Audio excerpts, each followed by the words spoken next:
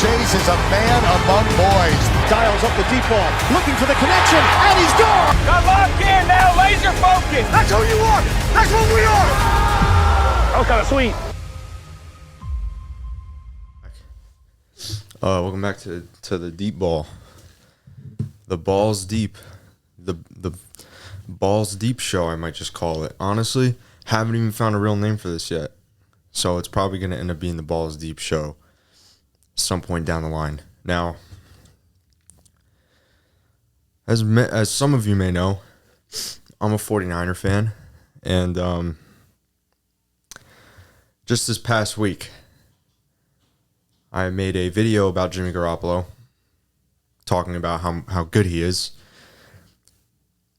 And then, Sunday, that happens. And then I'm like, oh, I am a curse.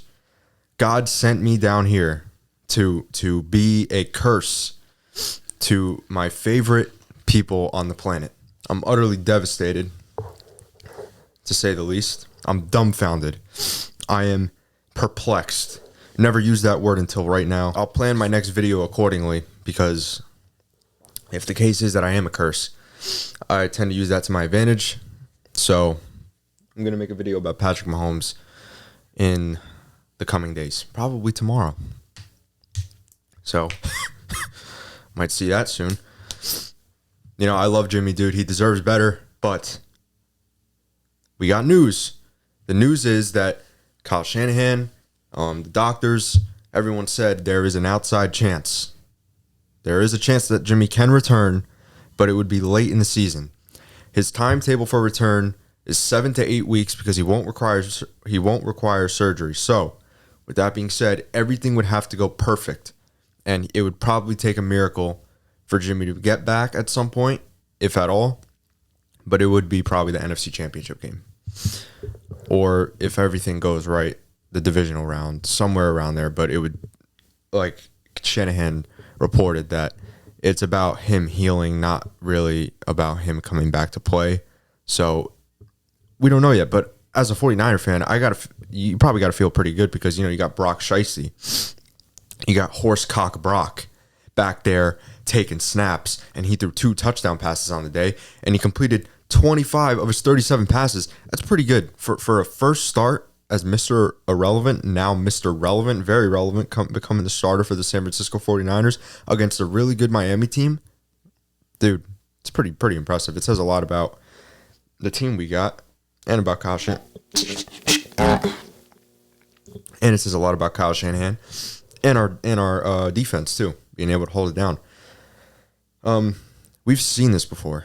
You know, if you remember another guy with a reference to the male anatomy in his nickname, Big Dick Nick Foles took the 2017 Eagles to the Super Bowl and won it when Carson Wentz went down with an ACL. Now, if Carson Wentz can once play at an MVP level, anything is possible. So I'm not closing the door yet on Jimmy G, but it's very unlikely. But we're back, man. Week 13. I know this is late again, this video, but it's okay because I'm here.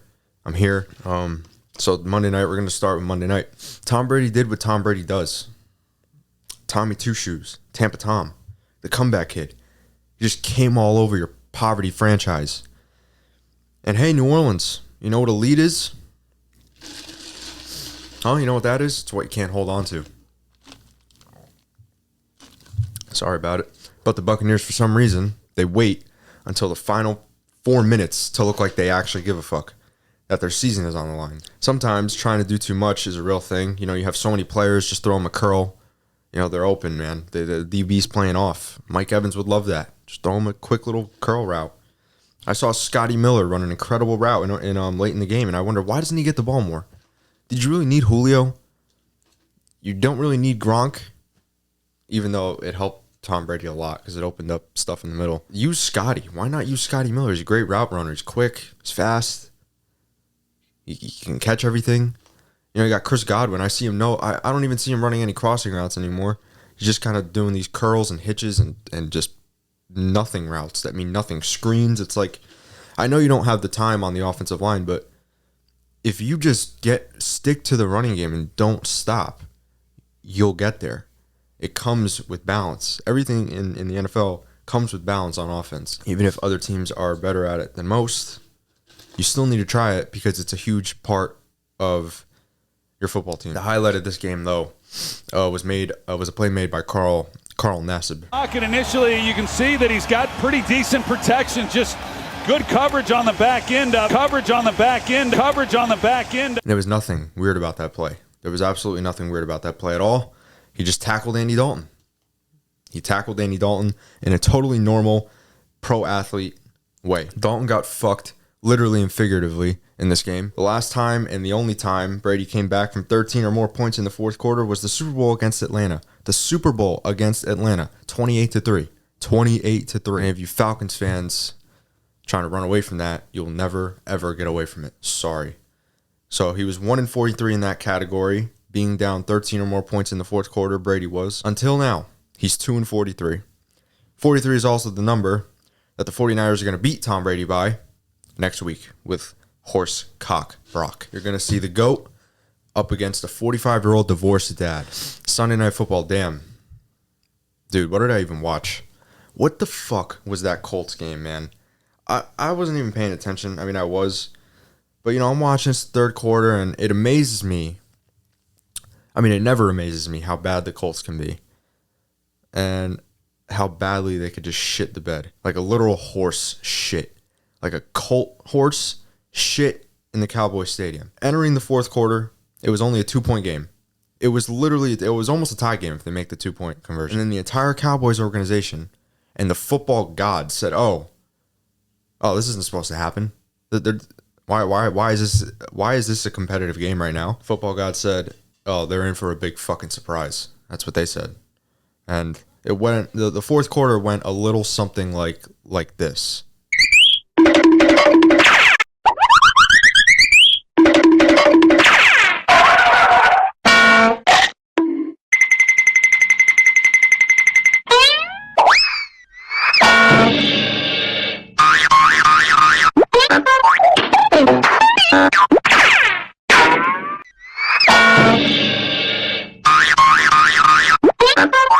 You know, I was on Boohoo Man, doing some Christmas window shopping, and I eventually placed my order yesterday. But I was just, you know, scrolling, and every time I looked up from my beautiful graphic hoodie that I was putting in my cart, and I was like, I saw interception, fumble, interception, sack, fumble. Matt Ryan on the floor looks like he's dead, and it's like all of a sudden the score is 40-19, and I'm like, what? How the fuck did that happen? Dude, to score 33 points in one quarter, it is impossible. It hasn't happened in fucking years. They almost broke the record. If they made the 2-point conversion, if they didn't call that stupid play, that stupid play, that Philly special pass, the Dallas dime dropper pass, that's probably what they call it. Just run it up the middle with Zeke or sneak it. Or something, just anything but that. If they made that, they would have fucking 35 points in the fourth quarter would have been an all-time record, and they didn't get it. But it was still impressive. I don't even know how it's possible. The Colts are so bad, bro. Just remember that team beat Kansas City. Just remember that. Any given Sunday. Primetime games have sucked ass this year, and it's not even going to be a debate. And we still get to watch the Colts. Oh yeah, they're on a bye, but next week they get next Saturday. And then they get Monday night again the week after. So we're going to be seeing the Colts a whole lot more. Packers rally late to beat the Bears, and no matter how much Justin Fields puts the team on his back, they fall off his back and break their dick. Fields is playing great, though, you know, for what he has. And what he has are receivers that probably wouldn't even make the 53-man roster on other teams, or barely make it, except Chase Claypool. Oh, and a terrible defense, too. And Justin Fields running for a long touchdown has become a normal thing, and it's all for nothing. Not only do the Bears have the worst stadium, but they have the second worst record in football, and they showed it on Sunday, letting up a 10-point lead. Christian Watson keeps his TD streak alive, and he got one through the air and on the ground. And Aaron Rodgers still owns the Bears.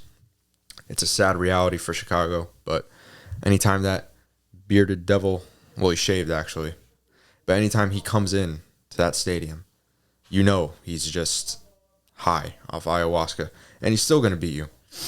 Sucks. $15 chicken tenders and $15 Jack and Coke isn't justifiable when you're at Soldier Field, because it'll probably kill you if watching the Bears defense try and stop the other team doesn't fast enough. Cleveland and Houston, wow, Deshaun Watson, his return was nothing short of terrible, but they still put up 27 points. It just goes to it's complete. It's one of the many random things that happened. It was a random week of football. It wasn't like the craziest or anything. It was just so random this week. I feel like he had 12 completions, 1 interception, and the Browns somehow put up 27. But I have 2 words for that, and it's Houston Texans. That would shock me if it was any other team, but not against Houston. Cleveland had 3 defensive or special teams touchdowns and 2 field goals, which was all their points. So even when Houston does a good job on defense, for the most part, they fuck it up in every other way possible. Shockingly enough, a quarterback change did not fix anything. It didn't fix the 50 other issues that Houston has. And Kyle Allen, the quarterback that they changed, just got benched again for Davis Mills. So that was a short-lived whatever that was. 2 first names, Kyle Allen. That something that you never trust anyone with 2 first names to do anything, let alone run your fucking organization into the dirt for 2 weeks. You know, look at the other QBs that have 2 names. You can't trust those guys. Tom Brady, Josh Allen, Andy Dalton. Jets and Vikings. New York, like Frank Sinatra once said, is dead. Because the Mike White reality is that he plays great. Once when you throw him in there, it's like, holy shit, this guy's a Hall of Famer in his first start. And then the next game, he plays like garbage. But I still love him. Chain boy Kirk Cousins met chain baby Kirk Cousins. And the only difference is that baby is cooler than Kirk Cousins. And Kirk Cousins' chains were fake. They were fake. The babies, the little boys over there, that is real. Real drip. That's real ice. The Jets in this game were 1-6 in the red zone. And if it wasn't for Braxton Berrios if it wasn't for him dropping that, they likely win the game. Berrios has always rubbed me the wrong way, honestly, because when the New York Jets social team on TikTok asked players what their favorite Drake album was, he said this: Care Package, bangers, and Dark Lane Demo Tape, bangers. You know, it's not necessarily what he said. You know, those are good albums, but it's how he said it. He said it with such confidence and such urge. It makes me think that he likes Drake a little too much. If you get my drift. If it wasn't for Berrios dropping balls on the field and in Drake's bedroom, the Jets would likely have won this game. And if it also wasn't for the defense and Mike White, everything was messed up. Just a few weeks ago, they had Breece Hall and Joe Flacco, and now which is a legendary duo, by the way. They went from that to now something named Zonovan White toting the rock. It's a sick world we live in, man. The Vikings once again win in unconvincing fashion and somehow are 10-2, despite having a game like they did against Dallas and Philly.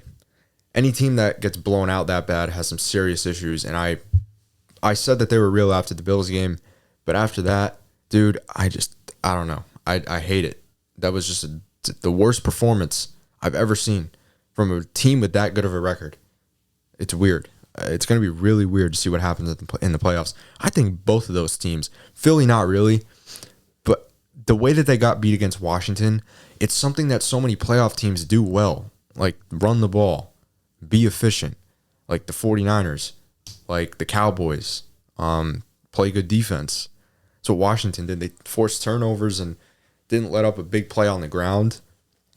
You know, it's playoff teams do that because you're in January and you're kind of forced to. And same thing with the Vikings. If they can get blown out like that, I don't know. I could see the 2 top seeds going out first round. I'm not saying it'll happen, especially with the Eagles. They're just too good talent-wise. But I could see it. Time to go to the other New York team, and wow, look, it's the same result. Disappointment. And somehow the score in this game early in the third was 20-13. I was like, oh, Giants are scoring like a lot. They might put 30 points for once. And no, that was it for the Giants. The Washington Commanders put up another touchdown, and that was it. Graham Gano would miss a field goal in overtime, and Richie James' stupid ass got in the way of Saquon Barkley on this fake run, and I don't even know how or what the play call was. It looks like it could have been a read option for Vanilla Vic over there, but I'm not sure. And regardless, the Giants haven't won a game in almost a month. And it's very sad because it looks like the collapse is happening. It looks like the New York Giants might, I don't know, man. They might just be on a collapse, and they haven't won a game in almost a month. The division is looking really strong. The Commanders are looking really strong. Other wild card teams are coming in hot. The Lions beat them, and they're on a win streak. It's gonna be really, really tight for the Giants. And looking at their schedule, dude, it might be right here or right in front of my face. I don't know, but looking at their schedule, it's Philly again. Philly twice. The Manders again. They probably win, like, at best 2 of those 3 games. I just got a snap from my friend, and I'm not sure what it was because my volume was down, but it was just a black screen. And I'm not going to replay it and put the volume up because probably going to hear something that you shouldn't. But Taylor Heineke's the best quarterback of all time. That's all I'm going to say. Yeah, but the Giants' schedule, it looks pretty hard. I don't know what they're going to be. They might be 9-8-1. I mean, 9-7-1 at best. At best. There's no way they're going 3 more wins. Tennessee and Philadelphia. A wise man once said, "Yo, Adrian, I did it." That was Rocky Balboa. And the Eagles made this team look like the team that they are. And that is a team that's dependent on their running back making plays. And if he doesn't, it's over. Yeah, pretty much it's over. Because if Derrick Henry can't get 30 carries and shorten the game all the way, a game like that will happen because the Titans, talent-wise, are just so far away from most of the other playoff teams that if their formula doesn't work, it's good night. Their record doesn't necessarily say that they're bad, but like I said, put them up against a team like Philly or Dallas or what have you, it'll probably be a result like that multiple times. Arthur had 2 touchdowns, and Jalen Hurts looked like an MVP, man. Jalen looked like an MVP, and that's probably what he's going to end up being at the end of the season, and I hope that's the case because an MVP hasn't won the Super Bowl since 2000, and that was Kurt Warner. Every time an MVP has been a quarterback, they haven't won the Super Bowl since then. Even though I picked them to be in the Super Bowl, I now am slowly despising them. The Eagles had 26 first downs, 453 total yards, to the Titans 11 first downs and 209 total yards, which is embarrassing. You know, just embarrassing. I went to Philly once when I'm lying. I went to Philly multiple times, but there was one time when I went to Philly and I drove down there and I just ate a cheesesteak. And we were supposed to go sightseeing, but we literally just drove there for cheesesteaks. And then we came back. And to this day, that was the weirdest shit I've ever done. I don't know. We might have done something else, but I'll never forget that day. Philly is complete at every level. And I'm only complete when I'm drinking Sprite Cranberry in front of the fucking Christmas tree, man. It's that time of year, baby. It's that time of year. And by the way, I'm going to decorate. Next time I'm here, I'm going to probably decorate, throw some shit on here, get a little holiday-themed stuff going on, maybe. Detroit and Jacksonville, what is this? I know this season was fucked when this was the case. When Detroit started winning games in November, I knew it was screwed. I knew it. I was like, oh my God, something's going to happen. And I was right. Something happened. Jimmy G happened. The Lions scored on all 8 of their possessions. And punter Jack Fox just realized he's done something that no Lions punter has ever done before, and that's not have to punt in a game. Crazy. Jack Fox reminds me of a cross between Paul Rudd and Peter Sarsgaard. And I don't know. I looked at his face. I looked him up, and I just randomly thought about that, and I just needed to share that because that just popped into my head. I was like, who does this guy remind me of? I was like, Paul Rudd and Peter Sarsgaard combined if they had a baby. Trevor Lawrence almost fucking broke in half at one point, and it looked like he could potentially be done for the season, but he wasn't. He wasn't done just yet. He wasn't down. He was down, but he wasn't out, and he came back, and he gave the Lions a run for their money and only lost 40-14. It was the biggest win for the Lions at home since Thanksgiving 2015 against the Mark Sanchez-led Eagles. The Lions, a whopping 31 first downs. The Jags, 14 first downs. And Jared Goff looks like a quarterback again, and the Eagles and Cowboys might be in the NFC Championship game. The NFL is going down a dark, dark path. I don't want to be there for that Eagles-Cowboys champ game. It'll be crazy. You go to Philly, and if that's the NFC Championship game, bro, the Philadelphia might lose its fucking mind. The Rocky statue might be carried to the stadium, and then the goalpost, it'll be replaced. The goalpost will be replaced with the Rocky statue. San Francisco, Miami, Jimmy G, bro. I don't know. You know, I'd like to think that this is going to be one hell of a chapter in Jimmy G's football life if he's able to come back. And dude, I love that guy, man. I love him. It's a long shot to return, but I got nothing else to say, but thank you, Jimmy. If this is your last game, I hope it's not as a 49er, which it would just suck. I wish you all the best. As for Brock Purdy, man, I'm on the hype train, dude. The Dolphins failed the big test, but ultimately I think they'll be fine. I have them going to the Super Bowl, but the Bengals are really challenging that. They're going to be fine. It was a tough week. It was a tough defense. They beat the Bills. You know, they're a real football team. I'm not worried. But Brock steps up and delivers a big cock performance, and the defense gives their best performance for the next 55 minutes after allowing a 80-yard touchdown on the first play from scrimmage. Fucking Trent Sherfield on the first play, a former 49er, out of all people, Trent Sherfield. 80-yard TD, and then Jimmy goes down. I'm thinking, oh, fuck that. I don't even want to watch this game. And I didn't for a little bit, and then I came back, and I was like, oh, Brock Purdy's playing pretty good, and we're dominating on defense. Nick Bosa gave a Defensive Player of the Year performance with 3 sacks, a forced fumble to end the game, and Dolphins turned the ball over 4 times. The team learned about Jimmy G at halftime and said, dude, we need to do this for Jimmy, and turned a new leaf. That's right. That's right, Dolphins. Fucking suck it. Fins down.